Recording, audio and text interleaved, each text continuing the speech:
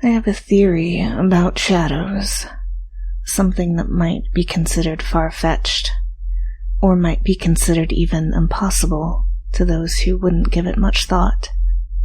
But those of us with an inclination towards deep thoughts, introspection, and a fascination for hypnosis would be open-minded enough to see where this theory might take a curious mind. I believe this theory would be fairly easy to grasp and about as hard and redundant as explaining a shadow itself. Shadows are a natural part of us, interconnected, never far away, even when we feel far away from ourselves, when in fact we're really not. Some have argued that our shadows are different forms of ourselves, alternate machinations that represent repressed, hidden, or unseen parts of ourselves.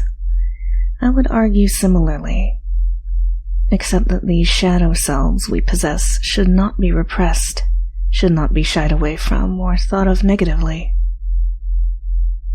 Occasionally, it should dawn upon us about our shadows, like the light of dawn hitting our bodies, creating a shadow, a reflection of a past dusk filled with sleep. I look at shadows, our shadow selves, like the subconscious self, comparable to our conscious selves being the one that casts the shadow. To deny your shadow is to deny a substantial, significant, and important part of yourself. To indulge and embrace your shadow is to celebrate the whole of yourself.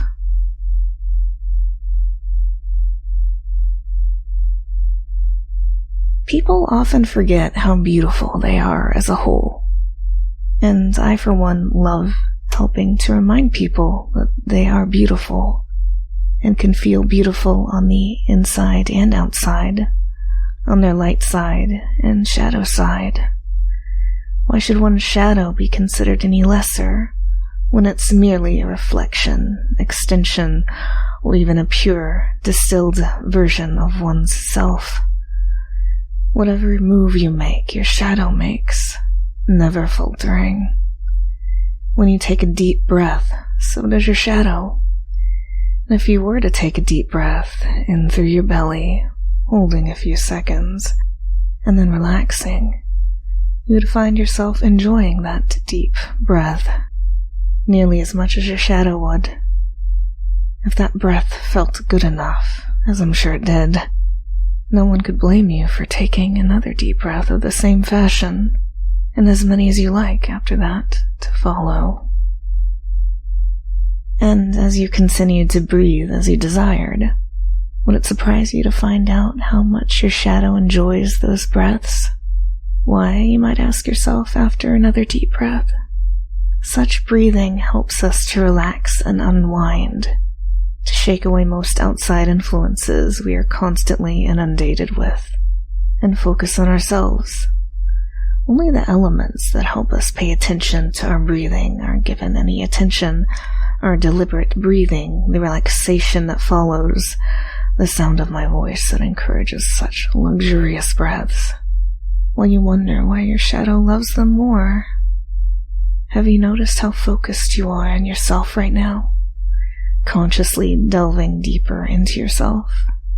You find this in meditation, in deep introspection, in a blissful hypnotic state. And in such states, you and your shadow become closer, more interlinked, more connected, until it becomes so hard to tell where you end and your shadow begins. And if the shadow is your inner, deeper, sleepier self, that means those wonderful deep breaths have brought you to a state that allows a kind of relaxation that washes over you. As that relaxation comes over you, you can feel yourself almost merging with your shadow self, as if the relaxation is a wave of comforting, sleepy, blissful darkness, and starts all the way at the top of your scalp, flowing over your forehead like my voice surrounds your mind, down your face as your eyelids cheek muscles and jaw slacken and rest, flowing down your neck, relaxing every muscle it touches.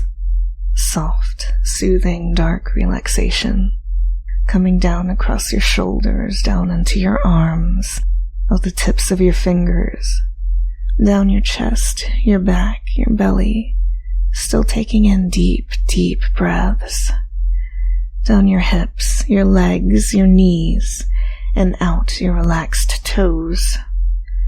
Your whole body softened, receptive, and embracing your shadowy, sleepy self.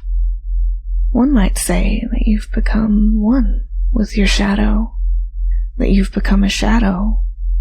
Such an intriguing development.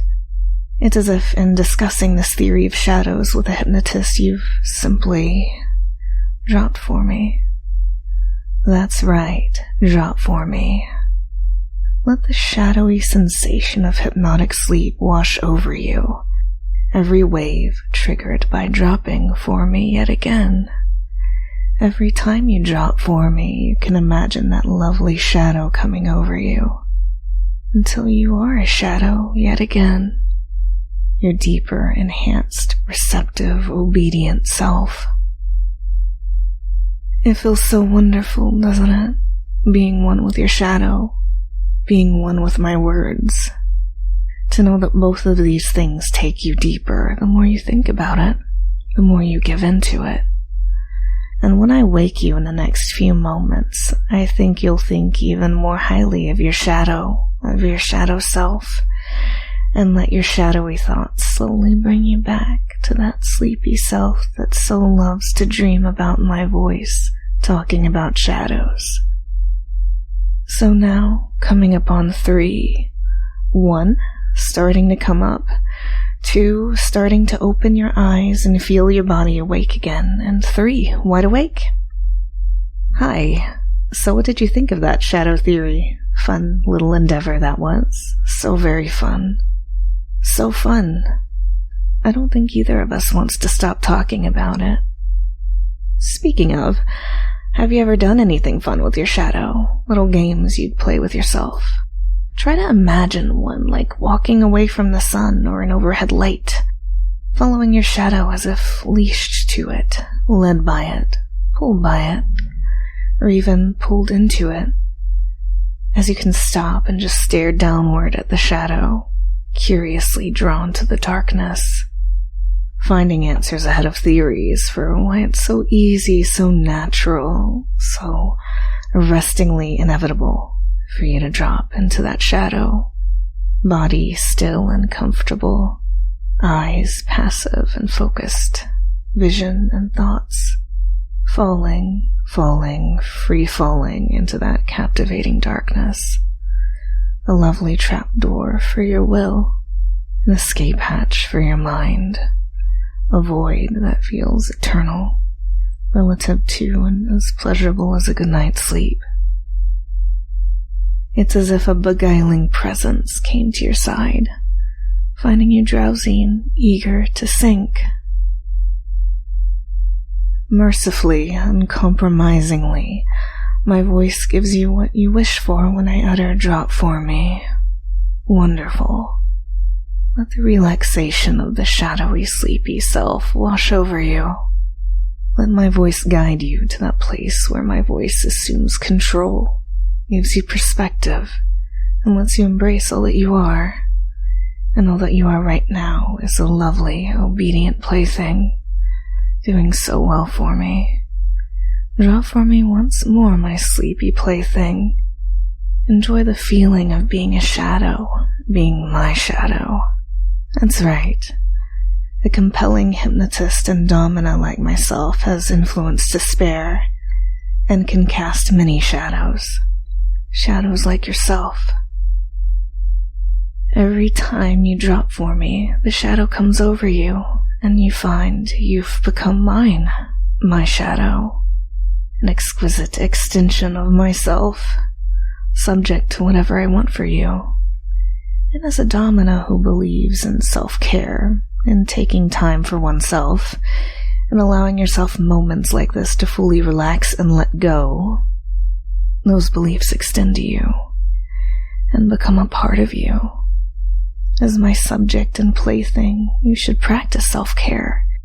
You should take that time out for yourself, and you should allow moments where your mind can relax in the hands of a voice, as your mind rests in my power until I return it to you. When I return it in a moment, you will find yourself very refreshed, happily energized, and grateful for this theoretical discussion about shadows. Only so happy to drop for me and become my shadow whenever I ask this of you in the future. But for now, coming up on the count of 5. 1, starting to come up. 2, taking a deep breath that helps consciousness rise to the light. 3, feeling the surface beneath you and a body starting to move. 4, starting to open your eyes and come into your awakening senses. And 5, wide awake. Thank you for theorizing with me.